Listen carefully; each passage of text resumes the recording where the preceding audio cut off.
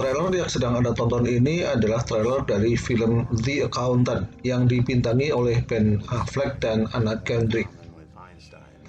Film The Accountant berkisah tentang Christian Wolff yang diperankan oleh Ben Affleck yang sejak kecil didiagnosis menderita high functioning autism atau autisme tanpa ketidakmampuan intelektual.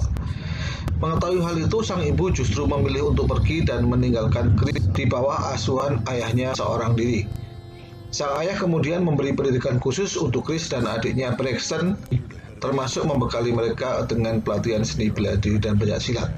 Salah satu gangguan yang diderita oleh Christian Wolff atau Ben Affleck adalah ketika dia sedang menyelesaikan sebuah puzzle, maka tidak ada satu orang pun yang boleh mengganggunya, apalagi menyembunyikan salah satu keping puzzle-nya, karena dia akan marah dan kemudian bisa melakukan tindakan anarkis.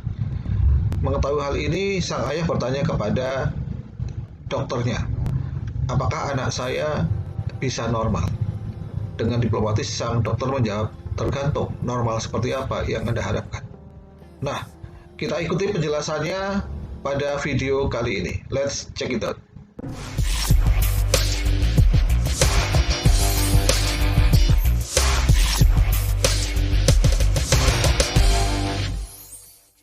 Assalamualaikum warahmatullahi wabarakatuh. Salam sejahtera untuk kita semuanya, sahabat Cafe Terapi Kapang NLP yang berbahagia. Jumpa lagi dengan saya, Hadi Dewanto, dalam program NLP Ngabuburit lewat platform. Nah, tadi di awal kita sudah melihat trailer dari film The Accountant yang dibintangi oleh Ben Affleck. Kalau teman-teman jeli, di ending dari trailer itu terdengar ucapan dari ayah Ben Affleck yang menanyakan, apakah anak saya bisa hidup normal? Kemudian dijawab oleh psikolog, definisikan dulu normal itu apa? Nah, justru ini yang akan kita bahas pada kesempatan kali ini. Jadi, sahabat Cafe Terapi Kapang NLP yang berbahagia, rupanya tingkat kenormalan seseorang itu ketika disidik dari berbagai aspek bisa jadi berbeda-beda. WHO sendiri sudah mengeluarkan kriteria mengenai kesehatan mental sesuai dengan 4 kriteria di bawah ini. Seseorang dianggap sehat mentalnya ketika mampu merealisasikan potensi dirinya. Jadi dia akan bisa mengubah potensi menjadi manfaat, seperti yang sudah kita bahas pada video-video awal. Yang nomor 2, mampu bekerja produktif, bermanfaat dan berkah. Jadi tidak hanya bekerja, namun harus ada produktifnya dan bermanfaat juga untuk orang lain serta berkah. Yang ketiga, mampu mengatasi tekanan kehidupan yang normal. Nah, ini yang nanti akan kita bahas sesuai dengan apa yang ditanyakan oleh ayahnya Ben Affleck, kehidupan yang normal. Yang keempat, mampu memberikan kontribusi kepada lingkungannya. Sahabat Cafe Terapi Kapang NLP yang berbahagia, jika menjawab pertanyaan ayah tokoh Ben Affleck di film itu, apakah anak saya bisa hidup normal?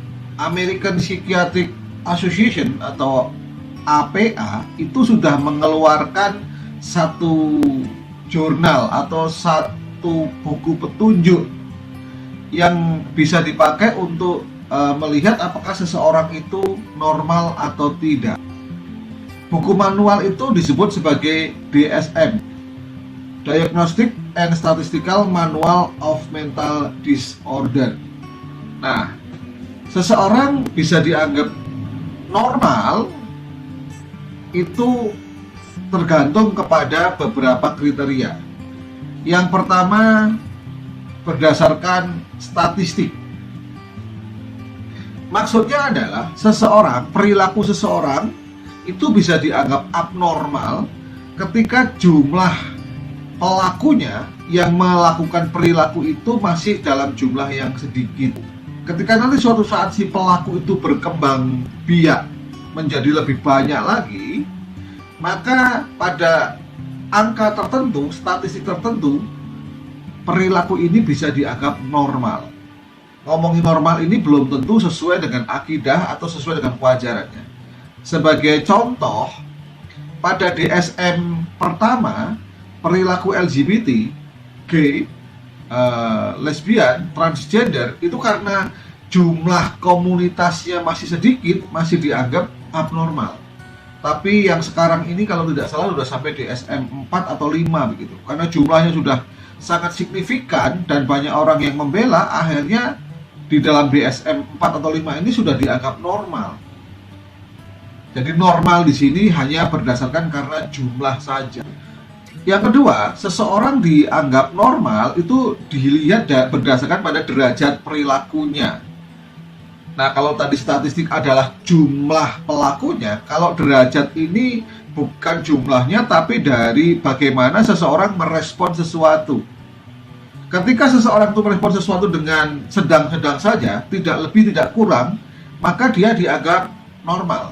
Tapi ketika dia juga meresponnya dengan kurang atau berlebihan, itu akan dianggap abnormal.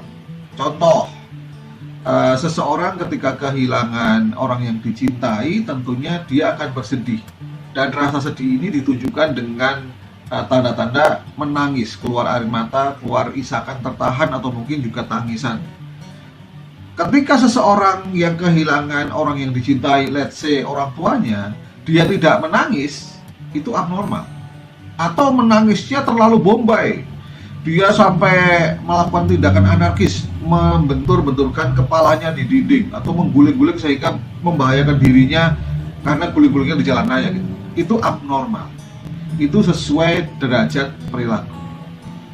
Yang ketiga, sesuai dengan konteks.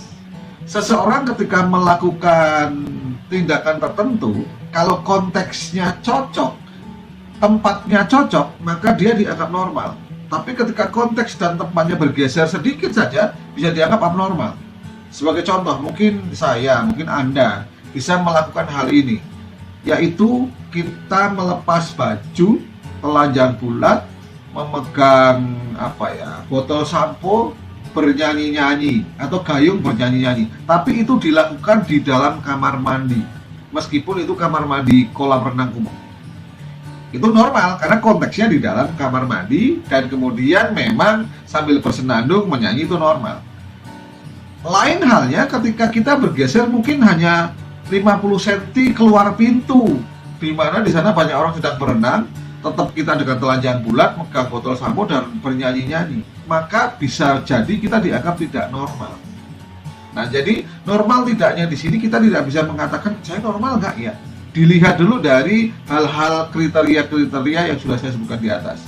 Dua kriteria lagi, seseorang dianggap normal ketika tidak menyakiti diri sendiri. Nah, jangan salah sangka bahwa menyakiti diri sendiri itu seperti mungkin yang Anda pernah lihat di televisi atau di film, seseorang yang kalau nggak membentur-benturkan kepalanya atau melukai dirinya sendiri. Melukai diri sendiri ini tidak harus menyayat tangan. Anda yang memendam benci, dendam, tidak mau melepaskan semua emosi negatif, itu sebenarnya juga bisa dikatakan tidak normal, karena Anda sedang melukai diri Anda sendiri. Kriteria terakhir, seseorang dianggap normal ketika dia tidak menyakiti orang lain. Nah, menyakiti orang lain juga tidak harus dengan pukulan, dengan sesuatu yang berbau fisik. Kita membuli dengan kata-kata, verbal bullying itu sudah menyakiti. Atau bahkan mencuekkan orang yang butuh perhatian, itu sudah menyakiti. Maka sahabat Cafe Terapi, Kampung NLP yang berbahagia, sederhana saja untuk melihat seseorang itu normal atau tidak, atau kita bisa melihat diri kita normal atau tidak. Yang pertama dilihat dari statistik tadi. Apakah kita termasuk pada pengidap perilaku yang statistiknya banyak atau tidak. Yang kedua, derajat perilaku. Ketika menghadapi situasi tertentu yang membutuhkan respon tertentu, apakah kita termasuk pada yang berperilaku sedang-sedang saja, tidak kurang tidak lebih. Yang ketiga, sesuai konteks. Apakah kita melakukan segala sesuatu itu sudah disesuaikan dengan konteksnya. Yang keempat, apakah kita sudah melepaskan semua dendam pribadi yang ada di dalam diri kita, sehingga kita tidak lagi menyakiti diri kita. Yang kelima, yang terakhir, apakah kita sudah memperhatikan orang-orang di sekitar kita, sehingga kita tidak menyakiti mereka lagi, baik disengaja maupun tidak disengaja. Nah, sekarang pesan khusus kepada Anda yang berprofesi sebagai terapis atau konselor. Ketika nanti menghadapi klien, jangan buru-buru mengatakan klien Anda normal atau tidak normal. Lihat dulu 5 kriteria berdasarkan dari DSM ini. Sekian dulu dari saya. Terima kasih atas perhatian Anda. Assalamualaikum warahmatullahi wabarakatuh. Salam sejahtera untuk kita semuanya dan tetap semangat.